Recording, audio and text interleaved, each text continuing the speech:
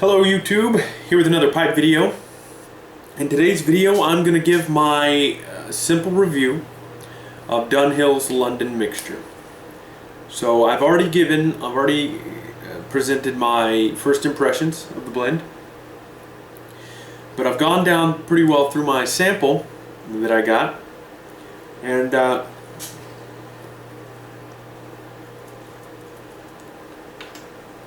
think that I've had enough that I'll be able to give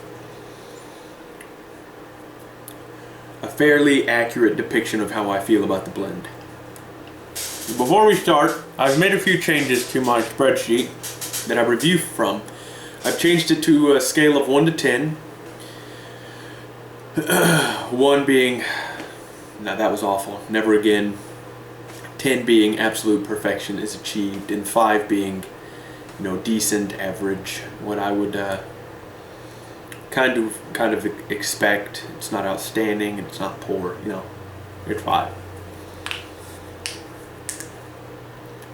And I did this so I could see, you know, on a scale of 1 to 5, I couldn't really see a large enough gap between blends I really enjoyed, say Rat Race, Hollow the Wind, and blends that, you know, I was okay, such as Capstan, Gold Navy Flake. So, that said, I will begin my review. I'm smoking it out of my Ericsson little pipe. It's pretty much dedicated for English blends. I got these little rubber dealies. Got them from Tom, Northwest Pipe Smoker. Thank you very much, Tom. I truly do appreciate it, and I like it. I haven't bit through one yet, so it's a good sign. Alright, so Dunhill London mixture. It is a Dunhill blend, blended by Dunhill, manufactured by Scandinavian Tobacco Group. They seem to have their mitts and everything. The blend type is an English blend, and it contains Latakia, Oriental, and Virginia. Flavoring is none. The cut is ribbon, and packaging is 50-gram tin, and you can currently get it at smokingpipes.com for an unknown price because I forgot to look it up. So, upon first light, I get, boom, Latakia, right? That's it's a pretty stout flavor of tobacco, and I tend to, for me, it tends to kind of overwhelm the other flavors. So that's the first thing I got from it. Boom, Latakia. Smoking it down a little bit more, I start to see some of those Virginias blossom out, and boy, I do love Virginias, and the way that it kind of blends in with that Latakia, while they're still, you know, they're still not as prominent as I would prefer, they do a good job of kind of taming that smokiness of that the Latakia provides. About, I don't know, midway through the bowl, I start to get a little bit of that Oriental zang. I don't know what else to call it. It's kind of a I don't know, it's an interesting taste. It's very, very mellow.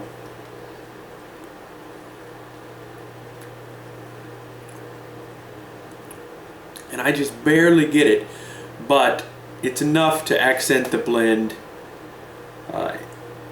It's enough to balance the blend pretty well, so that it doesn't seem too heavy Latakia handed.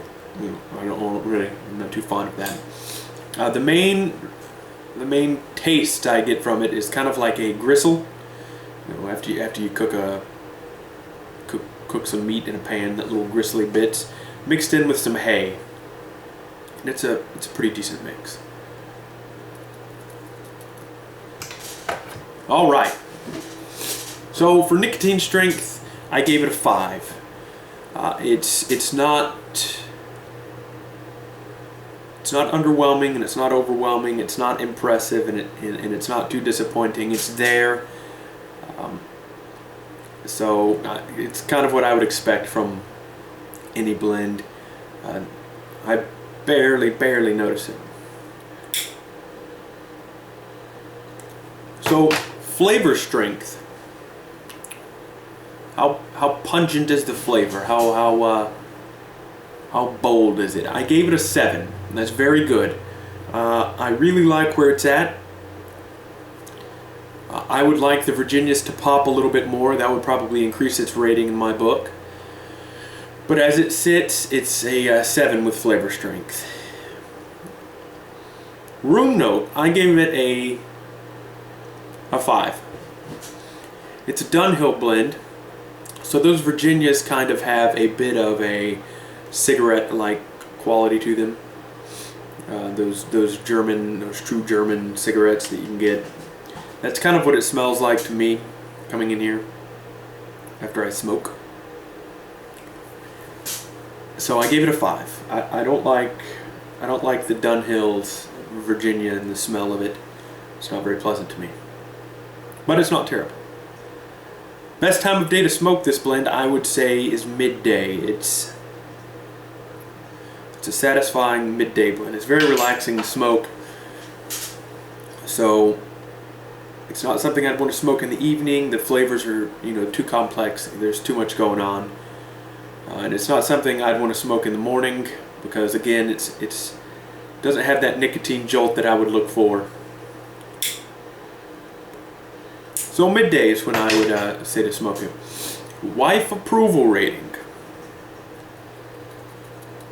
It's an English blend, so it's never good, right? She gave it a 4. 4 out of 10, so mediocre. I was surprised by that. I really expected it to get a 1, which is never again. What? No, a 4. Packability. Well, Dunhill's got their fantastic ribbon cut tobacco, and that's what we see a lot of blends packaged as. And I'm gonna have to say it was super easy to pack this. So I gave it a 9. It's not absolute perfection, but man, it's close. It was really close. Lightability, and by this one, I guess it's kind of confusing. Lightability. Meaning, do I have to, if I were lighting it with matches, can I light it with one match? Is the charring light, tamp it down and keep it going? Or do I do the charring light, then have to relight, and then have to relight again because it died again? Well, this lights up pretty well. You can pretty much smoke it with one match. If I were using matches right now, I would try to demonstrate that, and if it were for me babbling on, you wouldn't see me relighting nearly as often. Ease of keeping lit, so it rolls us right into that, is a 9. It stays lit pretty well. I've set it down and walked out to talk to the wife for a little while and come back and, I just had to cover it to get it going again. So I gave that a 9 as well. I was pretty impressed with that. Tongue bite. Again, remember, higher is better. The higher the number, the less it bites.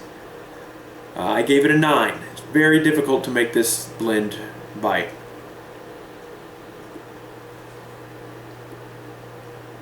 And I like my tobaccos to burn a little hot, and even smoking them like I do, very difficult to make this blend bite. So I gave it a 9.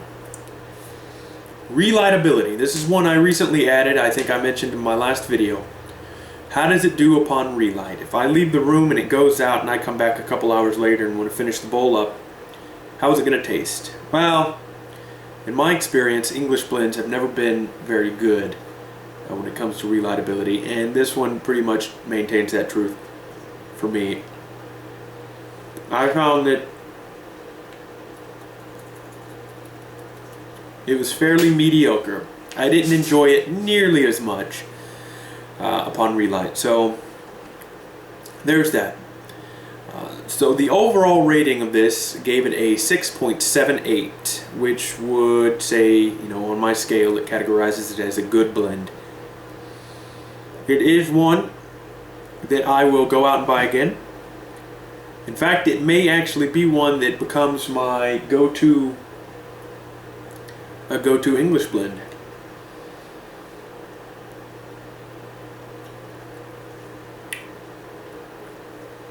But due to its reliability and its wife approval rating, and she, you know, her opinion dictates in large part what I do and do not buy and do not smoke around her. So there are a couple of things, and if I find a blend that scores better in these categories, that can make it, you know, its rating increase. But overall, it's good. It's satisfying. I enjoy smoking it, and I would certainly recommend it to anybody wanting to try a new blend. Dunhill London Mixture. So I lied in my last video. This is clearly not McBaron's Navy Flake, which did not score nearly as well. No. Please keep in mind that these are my opinions of tobaccos. They are not God's word by any means. They are not a gospel. They are just my simple opinions. I do not have a very well, I'll say I pretty much have the palate of a dog. I think cigarettes pretty well killed my taste buds. Oh well. So I will leave you guys with that. Try Dunhill London Mixture. I don't think you will be disappointed. And I'll talk to you guys later.